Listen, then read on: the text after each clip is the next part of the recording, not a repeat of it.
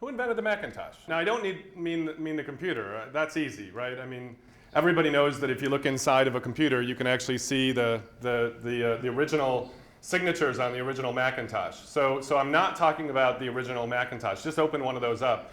That was like an Easter egg that Steve and the team put in to the original Macs, or for sort of historians, or maybe for people like me with a screwdriver. What I meant was this Macintosh. I meant this one. The one that's crunchy and tart, the Macintosh Apple. I was really interested in who invented that, and I'm hoping to give you a little sense of it. Now, before I do that, I want to give you a little background. This is the part of the talk where I try to convince you that it's okay that I'm here. My wife is not convinced yet, but maybe I can convince you guys that it's okay. I'm an industrial designer, so I went to school to become a product designer. I'm not a mathematician. I really am just a fan of Martin Gardner and sort of grew up with his puzzles. So as an industrial designer, I go to school to learn how to make things. I learned how to make things like cruel shoes. That's me back in college learning how to do vacuum forming. I learned how to make furniture. I learned how to make clothing. I also made the kid, but that's a whole separate story. He's more of a Borg than ever. Sometimes I get a chance to do something epic. I work on large-scale structures. This is the Olympics down in Sydney, and we had to flow 1 million people through it in 15 days. And I got just a wonderful chance to try to think about how to do that in 9 months.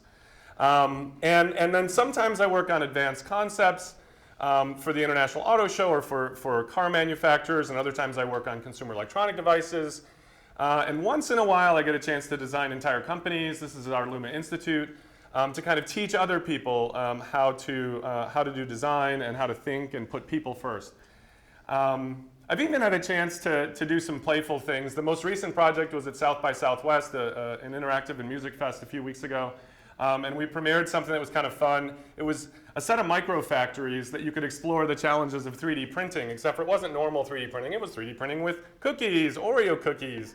And so what happened was we created a generative matrix that would basically look at the tweets that were trending on Twitter and generate a cookie dynamically based on those. A little bit fun. This was 6 weeks worth of work. We built 2 of them, and it was just kind of a fun time to think about what happens when factories go from dumb, dirty, old, giant, sort of make a million to right down the street and you kind of make what you want. But sometimes my work is serious and other times it's fun.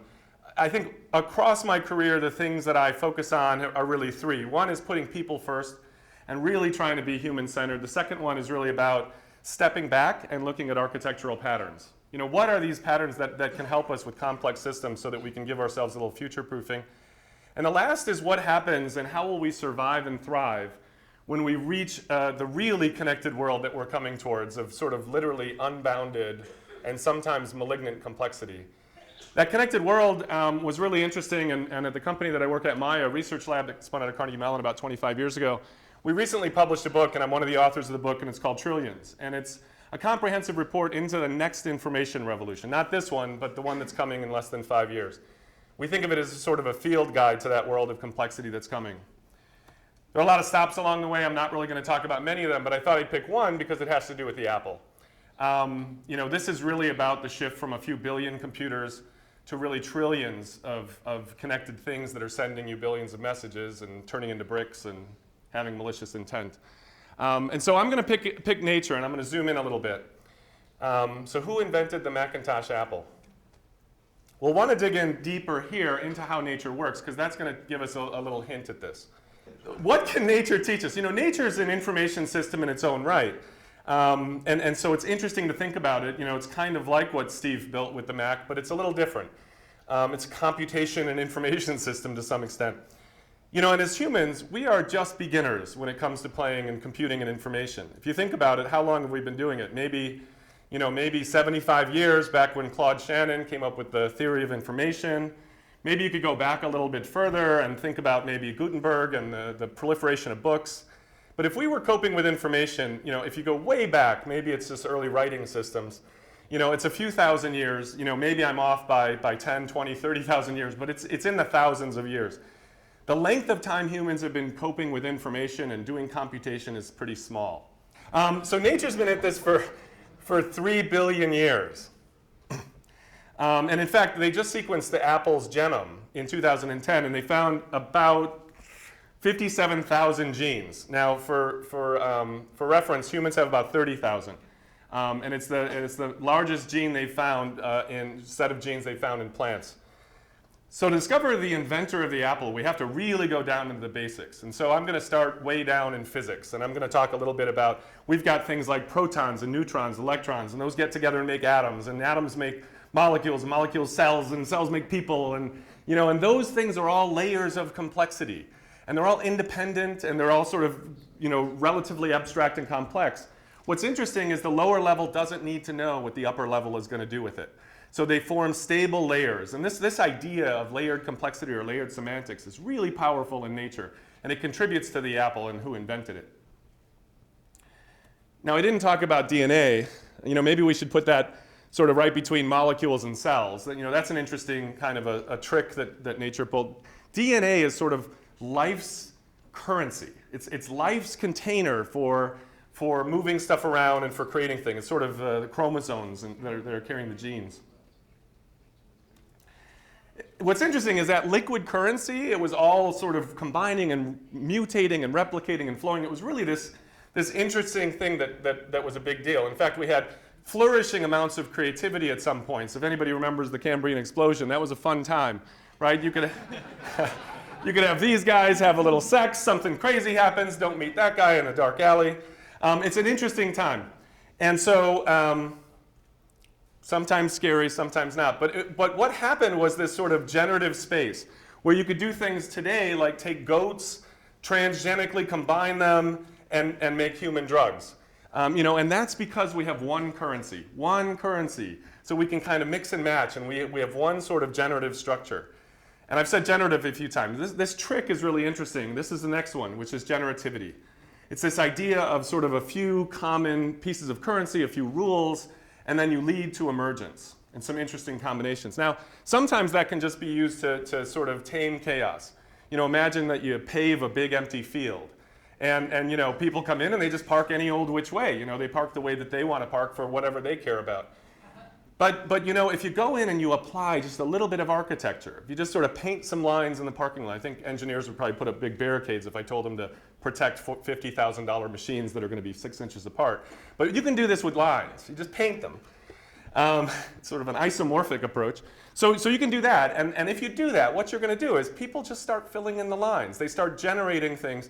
And it actually scales as well. And you can even scale these to multiple floors. And we've seen that. So sometimes just reducing chaos is enough. But another thing you can do is actually generate new kinds of things. This is a confection matrix. The filling's on the top, the outside's on the side. And you could basically do things like, yeah, all right, that's easy. But there are some better ones here, like bacon chocolate. And you can also do things like plan your summer vacation. This is something that some kids were doing to a whole family to generate things. And you could use it to generate ideas about physical shapes. You can go from simple to complex, and you can do things. We need one more thing. And then we're going to get to the point where we can answer the question. This is Pando. How many people know Pando? Anybody? Pando? Come on, say hello to Pando. So Pando's the oldest living organism on Earth. It's a 75,000-year-old aspen stand in Utah. And it uses this other thing, a kind of symbiosis called mutualism. It's actually using what's called a mycorrhizal network. Just below the surface is a fungal, mycorrhizal is horizontal network, that weaves together dying oaks, and it actually steals carbon from the dying oaks to give to the quaking aspen. It moves water miles from areas of abundance to areas of drought. It confers resistance against disease. This is basically the social network of plants. Been around for a while. Sort of mutualism is interesting because it's good for me, good for you, right? That's the idea. All right, I think we're ready. We've got all the pieces. Let's pull this thing together. Who invented the McIntosh apple? Well, it turns out a farmer named John McIntosh in 1810 was clearing a lot, and he found these seedlings, these little plants, and he moved them to his house, and he started to eat the apples once they grew up, and they tasted really good. So he started cutting off seedlings and giving them to different people. But did McIntosh create the apple? It turns out nature was actually providing the constants. Nature was providing sun and rain and winter and summer and a rich, fertile soil. And a funny thing happened when he gave away the seedlings, they didn't taste as good.